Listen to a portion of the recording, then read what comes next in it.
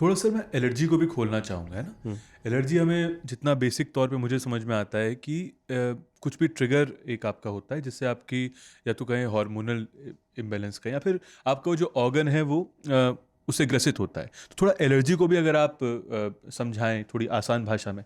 देखिए, एलर्जी क्या होती है, ये हम जल्दी पेशेंट जब हमसे पूछते हैं ये एलर्जी क्या है, किस वजह से है। एलर्जी किसी भी तरह का रूप ले सकती है। कुछ लोग परेशान होते हैं कि चमड़ी की एलर्जी से, कुछ लोग परेशान होते हैं नाक की एलर्जी से, कि उनका नाक बंद रहता है, नाक बहता रहता है, छींकें रहती हैं। कुछ लोग कहते हैं कि भी हमें सांस हो गया या दमे की दिक्कत होगी, वो आपके सांस की नली की एलर्जी की वजह से होता है।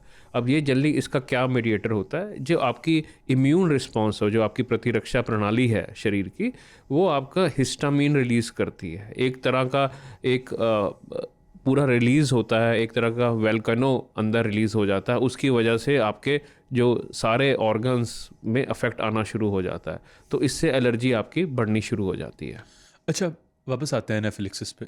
तो इसके बारे में कहा जाता है कि कुछ ही मिनटों में जो है ये बहुत फेटल असर दिखाने लगती है। तो मुझे जानना था कि अच्छा खासा भला इंसान है, उसने कुछ खाया या कुछ ट्रिगर हुआ उसे और मिनटों में इतना सब कुछ हो गया, तो कुछ ही मिनटों में क्रिटिकल कैसे हो जाता है इंसान?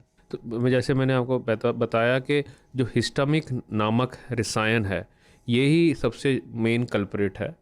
जैसे एनाफिलैक्सिस में हम यही कहते हैं कि एक तरह को वोल्केनो अंदर आ गया है, फव्वारा छूट गया है।